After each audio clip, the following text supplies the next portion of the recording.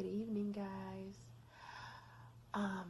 It might be morning time for you, but I'm a bit of a night owl and everyone is pretty resting. Okay, you know what I'm saying. Pretty much resting. So, welcome to Life is a Garden, or welcome back. I'm glad to have you here. I wanted to tell you about my alocasia today. I was trying to be fancy with some scarves, and I popped one of the leaves off of my alocasia. So I also want to share with you a gift I received today, which is one of the plants on my wish list. And I want to tell you a little bit about my calathea white fusion. Okay, let's get into it. Bye. She's gorgeous. This was my gift today. Oh my gosh. See if I can tilt her a little bit. Isn't she beautiful? So beautiful. You can like actually see the texture, can't you? It's like, no, it's not like that, but ooh, it's so pretty. So a shout out to the Family Tree Nursery in Georgia. They are incredible. I actually hadn't been to them in a while, and I was surprised that I got myself back from there to home without the GPS. But their nursery is awesome. It's so pretty, it's beautiful, it's refreshing. It's just, they have a store in there. So theirs is like really beautiful and refreshing and pretty. And then oh gosh, oh goodness, the other one that I went to, Randy's Perennials, they have like a lot of exotic plants as well. So I like the difference between the two.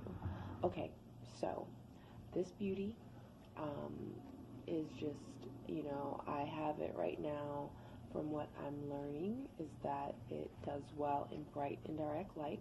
So I found myself like trying to mock similar environments that it was thriving in at the nursery. I mean, at the nursery, excuse me, the lighting is always so like, it's just the air is very nice and moving, and the lighting tends to be bright but not like scorching sun, because they have either they have a nice canopy or the thick plastic, which keeps out that scorching sun. But yeah, so I'm a little tired, but I'm excited. So yeah, so right now, because I think I'm like babysitting it, like I actually wanted it by the bed tonight. I was like, let me just go ahead and put it beside the bed, and I can look at it, it's just so cute and pretty, and I love it. So yeah, it's pretty moist right now. It's not sopping wet, and I don't want it to be sopping wet. Thrive in high humidity. So I pretty much kind of treat them like I do the calatheas or the staghorn fern, and I like to keep those kind of plants, if not in the same area.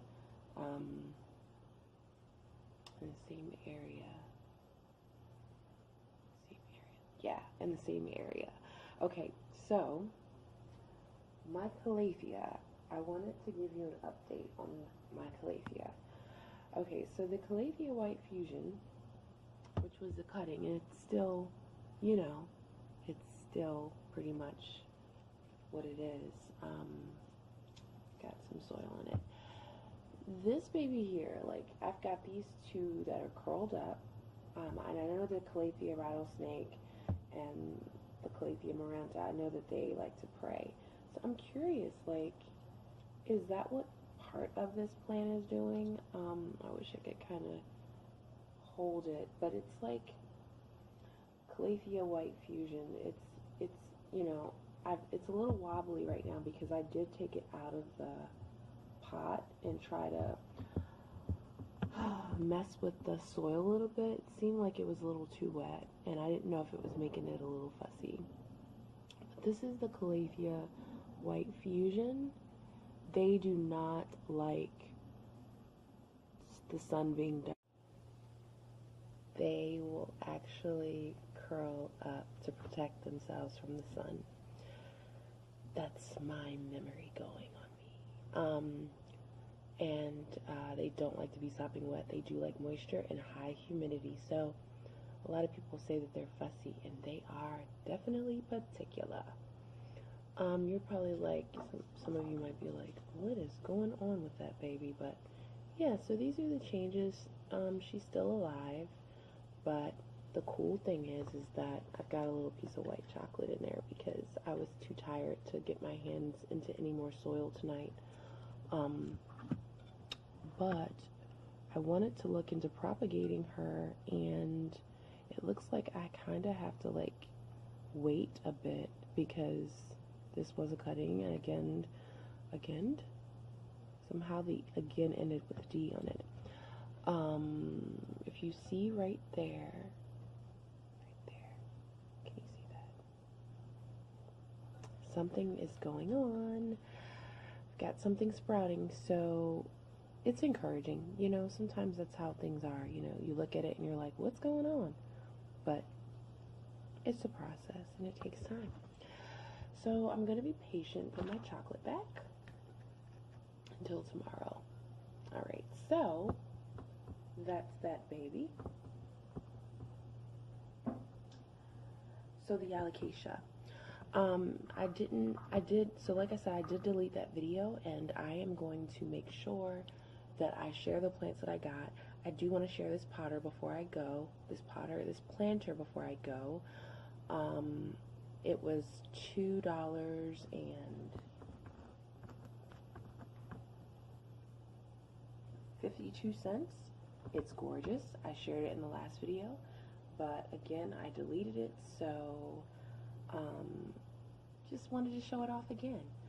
I popped off one of the leaves today, and I was looking into propagating it, but apparently with the alocasias, you have to like kind of dig into the soil and pull out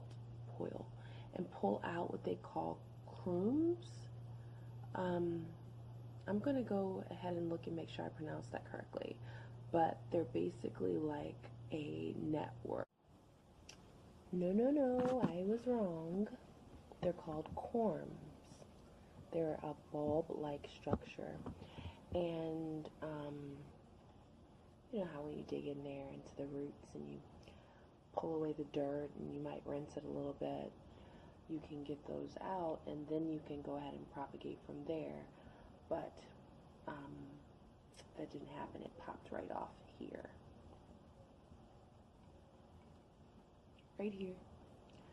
So I'm going to see, I'm still going to try, and I put it in water and we'll see what happens. I'll let you know how it goes, because sometimes rules don't apply. Sometimes they don't. But anyhow, so you guys, that is it. I wanted to come to you and share with you that, you know, I'll get off and I'll probably remember that there was something else that I wanted to share. But I hope you're enjoying your weekend, and I look forward to growing with you, and I appreciate you. Talk to you soon. Goodbye.